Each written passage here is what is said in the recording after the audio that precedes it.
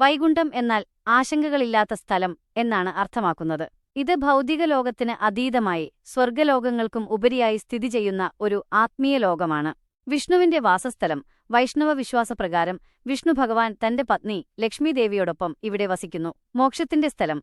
ഭഗവാനെ നിരന്തരം ഭജിക്കുകയും ധർമ്മം ആചരിക്കുകയും ചെയ്യുന്നവർ മരണാനന്തരം വൈകുണ്ഠത്തിലെത്തുമെന്നാണ് വിശ്വാസം. അവിടെ അവർക്ക് പുനർജന്മമില്ലാത്ത മോക്ഷം ലഭിക്കുന്നു. അനന്തമായ ആനന്ദം. വൈകുണ്ഠത്തിൽ ദുഃഖങ്ങളോ രോഗങ്ങളോ ആകുലതകളോ ഇല്ല. ശാശ്വതവും സമാധാനപരവുമായ ആനന്ദമാണ് അവിടുത്തെ പ്രധാന സവിശേഷത.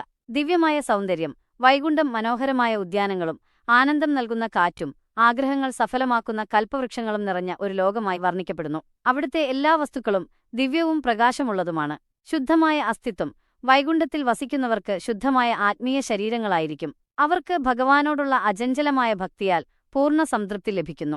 ചുരുക്കത്തിൽ, വൈകുണ്ഠലോകം എന്നത് ഭൗതികമായ പരിമിതികളില്ലാത്ത നിത്യമായ ശാന്തിയും ആനന്ദവും നിറഞ്ഞ വിഷ്ണുഭഗവാന്റെ ദിവ്യമായ ലോകമാണ്.